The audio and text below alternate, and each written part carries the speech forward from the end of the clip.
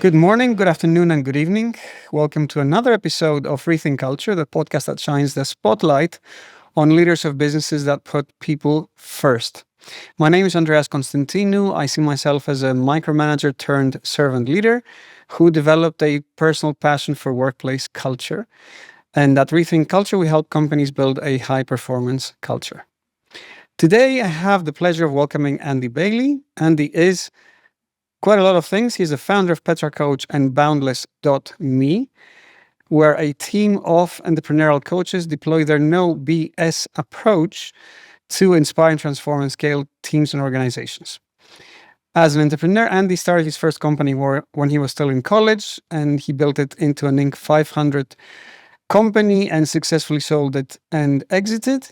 And he's written 3 books, the No, Try, Only Do book, Vitamin B for Business, and his latest book, Boundless Life Guide and Journal.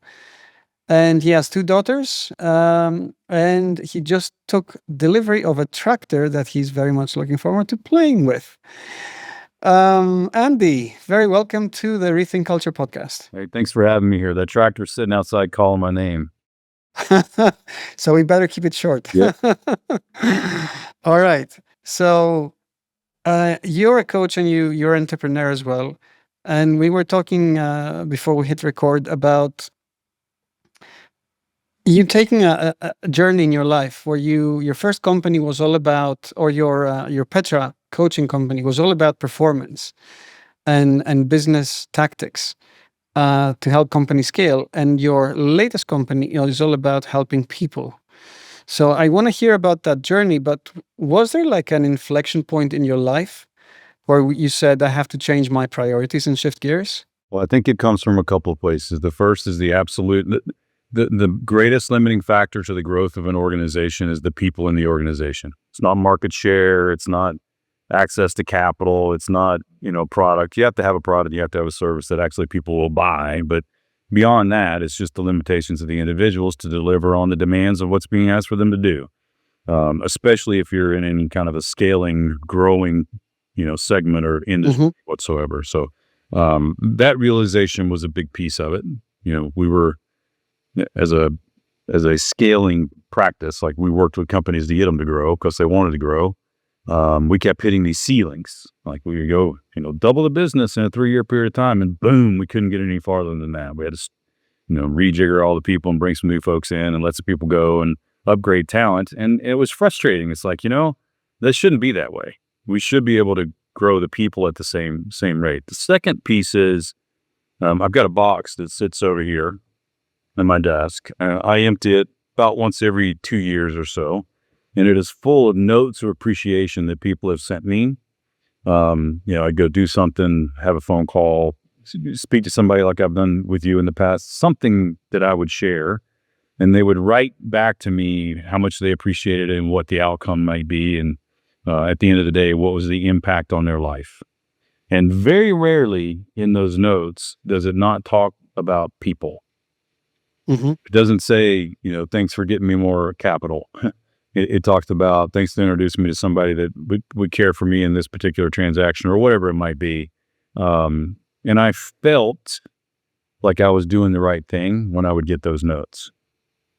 So for me, it was 2 things. There was a big need. We need to do this. Organizations are going to grow. Communities are going to grow. Churches are going to grow. Families are going to grow. The people inside of all of those businesses need to grow. And they have to understand what they want to grow into before they can get started with it. And the second was, I get a lot of significance. I feel significant in this world. So for me, it was a no-brainer. So when I sold Petra, I sold 90% of it, maintained 10% of it at their behest, not mine. I pulled all of the intellectual property that had to do with the personal side or the Boundless side out of the transaction, kept it, and now I'm growing Boundless as a separate entity. And I spent really about the last 8 months focused on that pretty heavy. What's stopping a person from developing and so stopping the company from growing? I think the first is they're lazy. What I mean by that is all of us are inherently lazy. We are We are a creature of comfort. We get hot, we want air. If it's too cold, we want heat. Like, it's too sunny, we put it, like, we're a creature of comfort. We chase it. Our brain is wired for protection and comfort. It's not wired for, let me chase that because it scares the crap out of me. So people automatically fall into a lazy category. They have to figure out how to get out of the lazy category and fall into a place of discomfort in order to actually grow. So I think first is we're just built for comfort, which causes us to not chase discomfort, and discomfort is where growth comes from. I think the second is, and it may not be the biggest, but I think the second is they don't really know what to go do. They don't know what the end result is supposed to look like. A lot of times I'll say it like this: I don't understand who I'm supposed to become in order to achieve what I want to achieve. I'm not clear on who I'm supposed to become in order to achieve what I want to achieve. So I think I know what I want. Or at least I know what I don't want, which is what I have today. I want something different, but I don't really understand clarity around, I can't see myself in a place of abundance personally. Therefore, I don't make the first step. And the third is they don't believe they can. And that may be the greatest of it all. And it takes people like you and people like me and people like other leaders or other people who believe in somebody to give them a little bit of, hey, I believe in you before you believe in yourself. Just take the first step and let's see where it goes. And we do that a lot. We talked a little bit about mountaineering. I'm sure we'll come back to it, but we use that philosophy a lot on mountains. So what's that philosophy? How does it apply to growing personally? So when we do mountains, so we take groups of people every year out to Colorado and we climb these mountains. We call them 14ers. They're 14,000 feet in elevation. There's 54 of them in the state. They just all happen to be about 14,000 feet. And we choose easier ones over harder ones depending on the groups and so forth. But everybody knows, like, you get a trail map, you know, you're going to start at this place, you're going to end at this place, you know how far it is, you know what the elevation gain is, like, you know all the stats, but there's no questioning what you're there to do. Like, I'm here and my goal is to be there. But when you get started, then you're already at 8,000 feet elevation, which lowers the amount of oxygen in the air, what makes it harder to breathe. And all of a sudden it becomes very uncomfortable. Or maybe you're 4 hours into this hike and you're at now 12,000 feet and it's really difficult to breathe. Your brain starts telling you comfort, comfort, comfort, comfort, quit, quit, quit, quit. And you start stopping. So what we do is we use this, stop thinking about the summit. I don't want you to think about selling your company for 40 million. I don't want you to think about the long term. I want you to think about from here to that rock. Can you make it from here to that rock 40 feet away? Yes, of course I can. Well, let's go to the rock and then we'll talk about it again. So once we already got clear on everything that we're going to go do. We know what the end result is supposed to look like. We know exactly what the path is, exactly where we're going, exactly how long it should take. We know all the stats. Now we just have to get the belief that we can actually do it. And sometimes the belief and what's way far away is not there, but that's okay because that's still where I'm going. I just have to have the belief in these spurts of from this rock to that rock, from this rock to that rock, from this rock to that rock. And literally we will stand there with somebody and say, can you make it to there? Yes, I can make it to there. Well, let's go there and we'll talk about it again. It'll take us all day sometimes, all day. But we get those people to the top of that mountain, which they never believed they could ever do that. I believe they can because I've taken people up there that you would think would never be able to do it, but did it. But they did it in these small, progressive, short bursts as opposed to, oh my gosh, I got to go for 12 hours to the top of this mountain. Is it a limiting belief or is it a physical limitation? It's both, but the physical limitation, the limiting belief is a greater limitation than the physical limitation. And you noticed, we've all seen videos of people that have no legs running races. I mean, you know, there is no greater limitation than running a race with no legs. I mean, but we all know it gets done. Well, believe that they can't because of whatever it might be. So first thing is they have to have a little bit of belief, or they have to have somebody that has some belief in them that will show them, and I call it revealing our potential, which is the core purpose of the organization is reveal unrealized potential. But once we begin to reveal it, then they get a little bit of confidence about continuing to reveal it. How about teams? What's often holding back a team from delivering its potential? So even if you have high performance in a team, there is the case where the team isn't actually performing well. Teams are tough.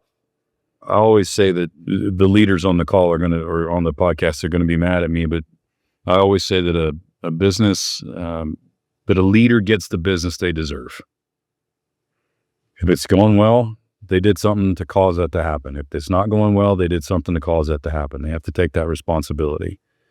I think the first thing that fails inside of a team, if it is supposed to be high performers, but they're not high performing, is that the leader, him or herself, is actually not a high performer. And the easiest way I know to describe that is, if you're the leader of an organization, your team will always only perform to right here. They're never going to perform above you. They're not going to run faster around the track than you are. They're only going to run as fast as you're running. If you're showing up early, they're going to show up early. If you show up late, they're going to show up late. If you do 2 extra calls, they're going to do 2 extra calls. If they know that you got your kids on the weekend and you don't want to be bothered, then they know they can have their kids on the weekend and they're just going to be they're going to be as close to you as they possibly can. They're never going to be up here. So if we want a higher and higher and higher performing team, then we have to have higher and higher and higher performing leaders of that particular team. I work with companies all over the world, and hundreds and hundreds and hundreds of companies. And many of the leaders are the type of leader that they will say that we want this. This is what we want. We're going to go do it. But they won't show up. They'll be late to the meeting. They'll take the next vacation. They don't sacrifice anything. They just expect other people to do it for them, and they're not going to do that. The only way that people are going to follow you is if you do more than they do. Period. Now, they may follow you for a period of time because you have a title, or you hold the checkbook and you write the checks, but they ain't going to follow you out of respect. They're going to follow you out of fear. When you're coaching people, what are the common issues you see? Lack of expectations is really, really something. Leaders of businesses, whether it be the VP of sales or the CEO or the founder leader, they have a generalized idea of what they're looking for. Most of them have some sort of a number. We're staying on the business side here, but most of them have some sort of a number, like 40 million or 17% gross margin. They have numbers, but they really don't understand, or they don't have the ability to communicate the vision of what the expectation of the role is. And they don't do a good job with that. The second thing they're really bad at is what I call performance management. Now, that gets a bad rap. Performance management is not just about finding what somebody's not doing, but it's also finding what somebody is doing well and giving them reward and recognition for it. It doesn't have to be cash. It could be just appreciation and a hug and a high five. It doesn't have to, you don't have to take it to extremes. But you have to manage the performance. We were talking earlier about sports teams. Watch a sports team sometime, a professional, a middle school, mid-grade sports team. And watch how that sports team is run. When something happens on the field of play that's good, man, they're all in there. Hey, nice work. Good. And when something's not good, man, they're pulling together, trying to figure out how to do it. Mm-hmm. You got some jackass on the team who's showing out and not doing their job. He won't be on the team very long. He'll be on the bench, right? So run it more like a sports team. How do you give feedback to people? Well, how do you coach your leaders to give feedback? Yeah, immediately. Good or bad. Immediately. You see something, you go say something. Good and bad. Not just bad. We are trained to look for, we're a fight or flight species, so we are trained to look for something that's going to eat us in the woods. So when we're in our business environment, we're always looking for what Johnny is doing incorrectly, and we are correcting Johnny. Well, that's a crappy existence for Johnny and you. Why would you just want to live in a space where you're walking around trying to find something wrong all the time and pointing it out to another human being that's wrong. It's not good for anybody. So you have to make, because you'll find stuff that's wrong. You've been doing it for 25 years. They've been doing it for 25 minutes. They're going to do stuff incorrectly. But they showed up today. Tell them good work for showing up today. Like, you can find something that they did really well, but that's performance management. Do it immediately. Don't hold it for the weekly meeting or hold it for the annual review or hold it for the quarterly. Like, do it constantly and always. And what's an anti-pattern, something that CEOs shouldn't be doing when it comes to feedback? Or performance reviews, because we touched on performance reviews. So, a lot of us, our CEOs, are leaving feedback for performance reviews, or are judging people solely based on what they achieved, and using that to to inform their bonus and so on. Everybody's measured on two scales. One scale is performance, right? So are they doing the job at the level that we hired them to do the job? That takes a good set of expectations in order to know if it's true. The other thing that we rarely ever measure, but is equally as important, is, are they a core value fit? Mm-hmm. Are they a good team player? Are people better or worse because they're here? All that stuff goes into account, but it typically goes into account an intuition state by one person, not by a group, and certainly not by the individual that's being actually judged on it. So we always encourage organizations, you need two grading scales. You need one on performance, absolutely. And you also need one on core value, team fit, like you can call it whatever you want to call it.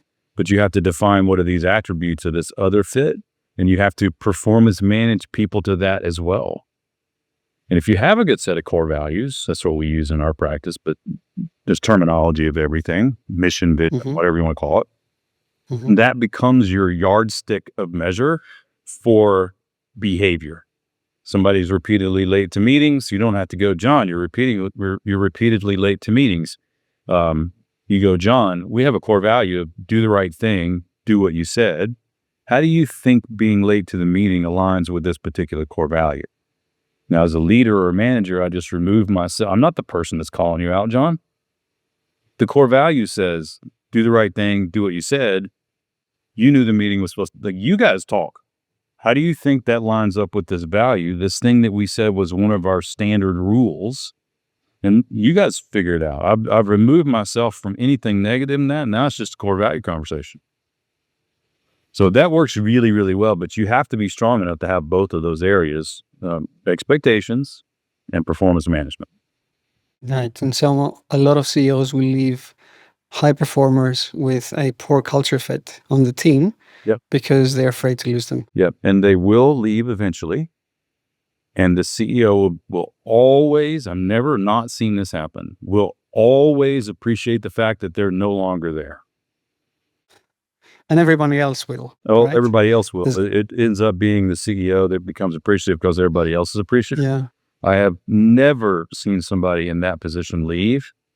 I've seen them leave and like take accounts and, we get a dip in business for a period of time, but there's always a bit of a celebratory, we got rid of that.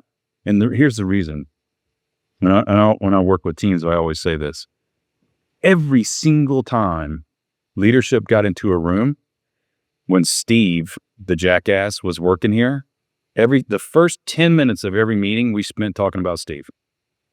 We talked about all the shit that Steve did and all the shit that Steve didn't do and how all the feelings Steve, like we spent hundreds of hours every year talking about this one person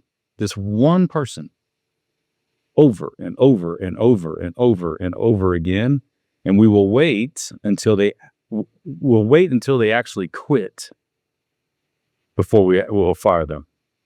Yeah. And they'll leave. If you're listening to about it. If you're listening to this, I hope your name is not Steve, by the way. I got Steve and Johnny in front of me. That's who I usually So the one I heard something that was like an aha moment for me. You said when you were referring to core values fit, you also said make everyone else a better player as a result of them being there, which is really what values fit is there for, right? And it's we often forget to hire for those kindergarten skills, which is, one child helping the other child. There was this podcast a while ago with Rich Sheridan, who they are hiring two people in parallel. Yeah. So they're testing people side by side with like parallel programming paradigms. And they tell them that your job is to make the other person win. And you are judged by your kindergarten skills, not your performance skills, which is a great way to test it on, interview zero, basically. Yeah. And, the greatest way to know if you have knowledge is to teach somebody else the knowledge, right? So the greatest way to gain the knowledge is to have to teach somebody else the knowledge. So you'll know if you know it, if you can teach it to somebody else. Exactly. What makes someone a good leader? What are the components or qualities of a good leader? All right. So I do this exercise when we lead into some of the work that we do in Boundless, especially if I have like the executive leadership team or even a farm group out here at the farm for a whole day. I typically will start with this exercise, and I just ask people to take out a piece of paper, write down what they think, what is leadership? Like, define it for me. What's your definition of leadership? And I get all kinds of different answers. And I always go back to Jim Collins' definition of leadership. And the way he says it, may not get it exactly right, but he says that leadership is the art of getting people to want to do what must be done. Very simple. The art of getting people to want to do what must be done. And then he goes on to say, the first thing that a leader has to do is define what must be done. I can't even take that to the org. I have to define what must be done. But he takes it a step farther and he says, the leader must define what must be done and take responsibility for it. And that's where most leaders fall down. They don't mind coming up with, this must be done. We got to go from 20 million to 40 million. No, we got to go from 20 million to 40 million, and that leader is responsible for ensuring that actually happened. It is not somebody else's full responsibility. It is that leader's responsibility. Once defined, they have to take responsibility for it. Many leaders point the finger outside at somebody who's not doing something correctly, and it's the other person's fault that we missed the number again this year. No, it's not. You're the top of the damn organization. It's your fault. Until you realize that, you'll be stuck forever. You have to do something different. So step number one, define what must be done and take responsibility for it. The second step is inspire people. He uses that word inspire. Inspire people to want to do what must be done. The key there is people got to show up and want to go do it. You can't make them go do it. There's an argument, and I've seen this in a lot of businesses where, can we make somebody want to go do it with a paycheck? Yeah, you can. Yeah, for a little while. Can we make them want to go do it because we'll, take them out back and hurt them really badly if they don't? Yeah, you can. Right? Yeah, you can. For a little while. The trouble with that is it's not repeatable. Like, we have to go back and do it again and again. We were talking about giving raises. You get a raise, you got to give another raise, you got to do it over and over and over and over and over again. But if you can inspire somebody to bring it into their soul and their heart and their being to want to go to war with you every single day, and there's lots of things that you can do to do that, but you got to inspire them to want to go do it for themselves and for you, not because of you. And then lastly, he says, it's an art. It's art. It's not perfect. It's not science. It's an art. It varies by every person. And then he says, it must be practiced, but never perfected. Meaning if you're going to be a leader, it is a never-ending learning game. And it's always, I've gone into organizations in the past where somebody will say to me, and I got 27 years of HR experience in big Fortune 500 businesses, and I know what I'm doing. I'm like, no, you don't. You are so far outside of you're in a 40-person entrepreneurial organization, come out of a Fortune 500 business, and just because you've been doing that for 27 years, you think you know what to do here? You're wrong. Anybody who shows up and says, I know exactly what to go do, has nothing to learn. We have to show up with, this is practice. I'm going to test some things. I'm going to go outside of my comfort zone. I'm going to figure something else out. If it's not working well, I'm going to take responsibility. I'm going to test something else. And I'm going to have to learn and practice and learn and practice and learn and practice. You were telling me about a story earlier on about what matters at the end of life versus We talk a earlier lot in about life. business. I know this podcast is about business. I recently made a transition out of my coaching practice where we help companies grow, scale, to more of working with the individuals. Or today we work a lot with learning leaders, you, me, that kind of learning leader.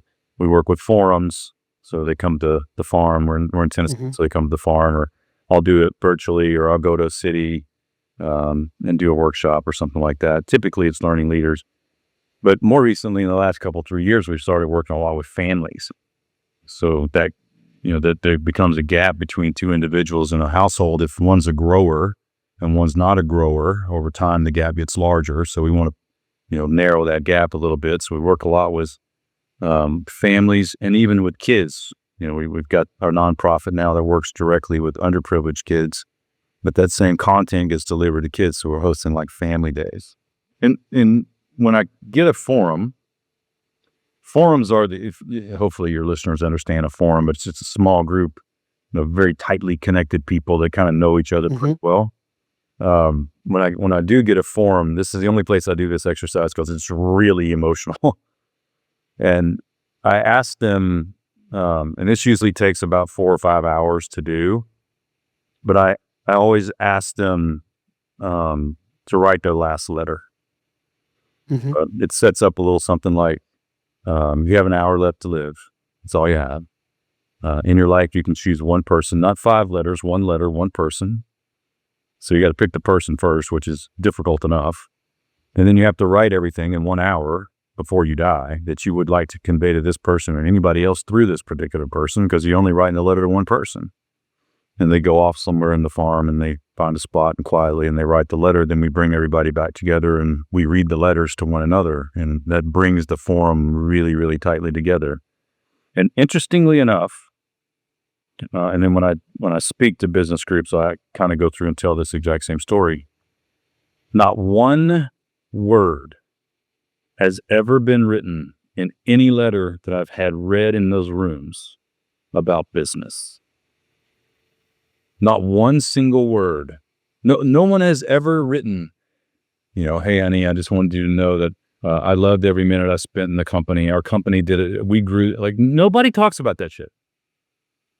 And it's not a prompt them to do anything. I never say, don't talk about business. It just comes out that way. But that's how we start the day of not focusing on our business and only focusing on our lives, knowing that the business is going to creep in there. I get it. The entire goal is, if I build a plan for my life, then I can build a business that better serves my life as opposed to steals my life. But I have to set this aside because this is where I spend most of my brain space, and I've got to spend my brain space on my life. But I always found it interesting. Nobody ever writes, there's nothing in those letters, the last one you write to convey everything that you want to convey. Nothing in there says, I'm really proud of myself for hiring people. Like, it's not in there. What gives you motivation and passion for this stage of your life? Yeah, that's a very easy question. I have three areas that have a lot of meaning to me. The first is stability. The second is preparedness, and the third one is significance. So the things that mean a lot to me, the first is stability. I need to have some level of stability. It's like a have to have in my life. If I'm a little bit unstable, then it gets to be stressful for me. And the second being preparedness. I'm the guy that will do things 2 weeks, 2 months before it actually needs to be done, just because I want it completely prepared and stacked and noted and like ready to go. My forum looks at me like I'm crazy. And then lastly is significance. I have a strong desire, and this goes all the way back to my personal childhood and a lack of significance and a lot of other kind of stuff that I went through. But I have a desire to feel significant on this earth. So for me, when I can get in a room with people or work one-on-one or do, when I know that I have made a difference because they tell me to something in their lives, I feel significant. So it feeds me in that regard. So it gives me energy, it gives me hope, it keeps me moving. It makes me do the things that are uncomfortable for me to go do. Just so that I can, feel that desire for significance. If you were to speak to whisper to the ear of a leader who's not intentional about their people, what would you say to them? Tell me give me, what do you mean intentional? Who considered only performance and numbers? Get ready for a long, hard career. And why is that? They would turn back to you surprised and they would ask you, why is that? You're gonna have high turnover in your organization. You're gonna have to replace people a lot. You're gonna have to keep the pressure on.